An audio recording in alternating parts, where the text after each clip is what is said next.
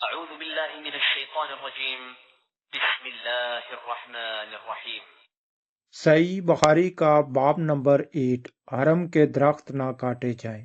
حرم کے درخت نہ کاٹے جائیں۔ صحیح بخاری کی حدیث نمبر 1832، حضرت ابو شرائح رضی اللہ عنہ سے روایت ہے، انہوں نے عمرو بن سعید سے کہا۔ عمرو بن سعید جو ایک امیر تھا، جب کہ وہ مکہ مکرمہ کی طرف لشکر بھیج رہا تھا۔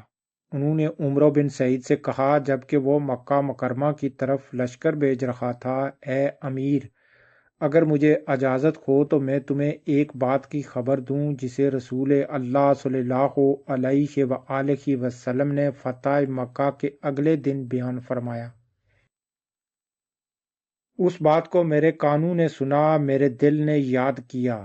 اس بات کو میرے کانوں نے سنا، میرے دل نے یاد کیا اور میری آنکھوں نے دیکھا۔ جب آپ وہ بات کہہ رہے تھے، آپ نے پہلے، یعنی کہ جب نبی کریم صلی اللہ علیہ وآلہ وسلم بات کہہ رہے تھے، جب آپ صلی اللہ علیہ وآلہ وسلم وہ بات کہہ رہے تھے، آپ نے پہلے اللہ تعالیٰ کی حمد و ثنا بیان کی۔ آپ نے پہلے اللہ تعالیٰ کی حمد و ثنا بیان کی، پھر فرمایا، بلا شبہ اللہ تعالیٰ نے مکہ مکرمہ کو حرام کرا دیا ہے۔ لوگوں نے اس سے قبل اقرار نہیں دیا۔ لوگوں نے اس سے قبل اقرار نہیں دیا۔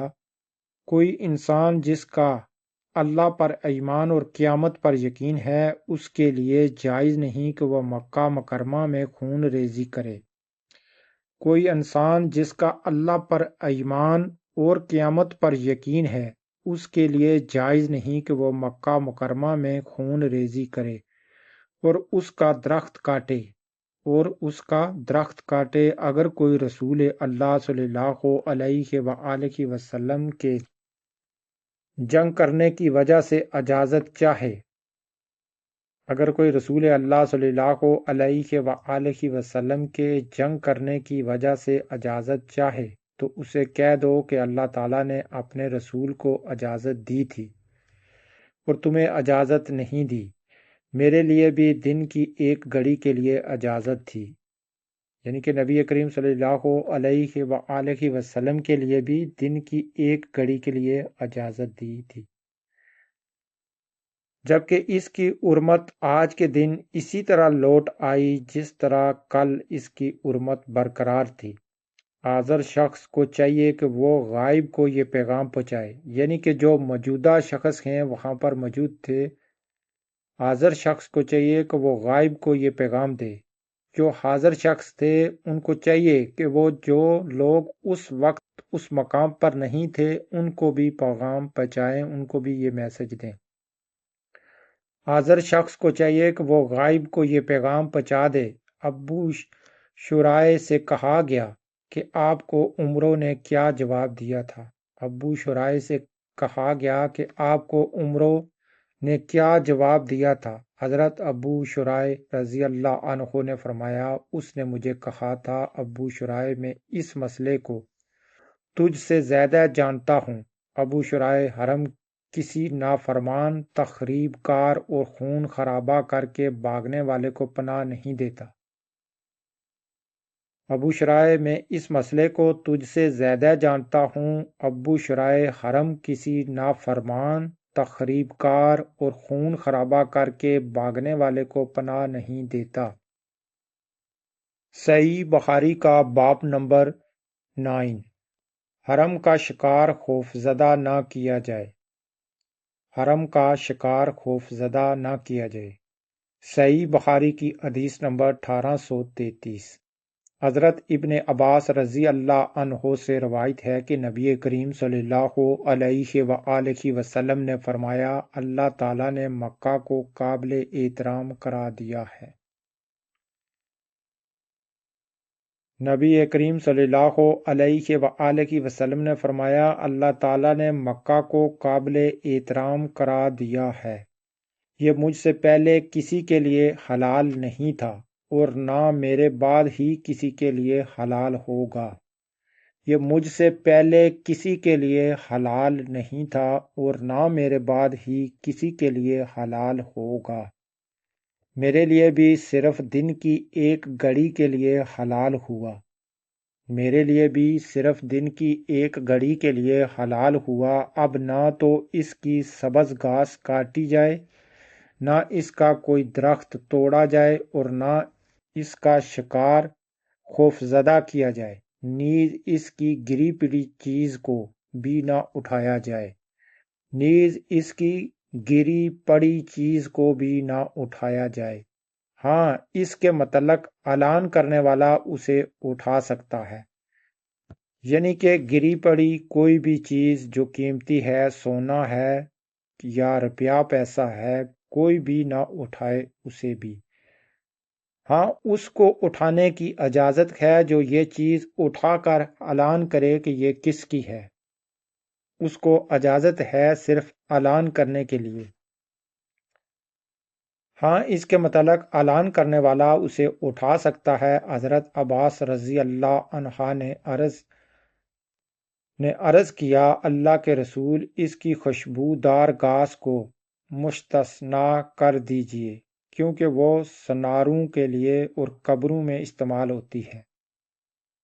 آپ نے فرمایا، خوشبودار گھاس اس سے مستثنا ہے۔ حضرت اکرمہ نے کہا، جانتے ہو شکار کو خوفزدہ کرنے کے کیا معنی ہیں؟ وہ یہ ہیں کہ شکار کو سائے سے بھگا کر خود اس جگہ بٹھایا جائے۔ وہ یہ ہیں کہ شکار کو سائے سے بھگا کر خود اس جگہ بٹھایا جائے۔ صحیح بخاری کا باب نمبر 10۔ مکہ مکرمہ میں جنگ و قتال جائز نہیں ہے۔ صحیح بخاری کی حدیث نمبر 1834 حضرت ابن عباس رضی اللہ عنہ سے روایت ہے۔ انہوں نے کہا کہ نبی کریم صلی اللہ علیہ وآلہ وسلم نے فتح مکہ کے روز فرمایا، اب ہجرت باقی نہیں رہی۔ نبی کریم صلی اللہ علیہ وآلہ وسلم نے فتح مکہ کے روز فرمایا، اب ہجرت باقی نہیں رہی، البتہ جہاد قائم ہے اور خلوص نیت باقی رہے گا، اور جب تمہیں جہاد کے لیے نکلنے کو کہا جائے تو فوراً نکل پڑو۔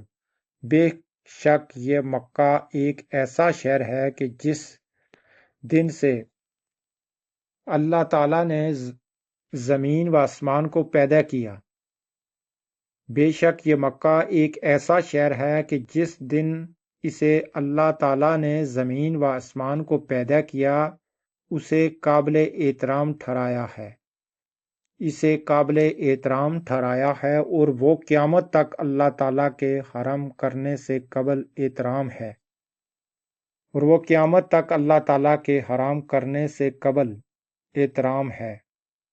اس میں جنگ کرنا مجھ سے قبل کسی کے لیے حلال نہ ہوا، میرے لیے بھی دن کے کچھ حصے میں حلال ہوا۔ اب وہ اللہ کی حرمت سے قیامت تک کے لیے حرام ہے، اس لیے اس کا کانٹا نہ توڑا جائے اور نہ اس کے شکار کو ہراساں کیا جائے، اس میں گری پڑی چیز بھی نہ اٹھائی جائے۔ ہاں، جو شخص اس کی تشہیر کرے وہ اٹھا سکتا ہے، اس کی تشہیر کرے وہ اٹھا سکتا ہے، یعنی کہ جو آدمی گری پڑی چیز کو صرف اس نیت سے اٹھائے کہ میں اٹھا کر اعلان کروں کہ یہ کس کی ہے، اس میں گری پڑی چیز بھی نہ اٹھائی جائے۔ ہاں، جو شخص اس کی تشہیر کرے وہ اٹھا سکتا ہے، اس کا سبز گھاس کاٹنا بھی جائز نہیں ہے۔ حضرت عباس رضی اللہ عنہ نے عرض کیا، اللہ کے رسول، زخر و خوشبودار گھاس کی اجازت دیجیے۔ حضرت عباس رضی اللہ عنہ نے عرض کیا، اللہ کے رسول، زخر اور خوشبودار گھاس کی اجازت دیجیے، کیونکہ یہ سناروں اور لوگوں کے گھروں میں کام آتی ہے۔ آپ نے فرمایا، ہاں، زخر اور خوشبودار گھاس کی اجازت ہے۔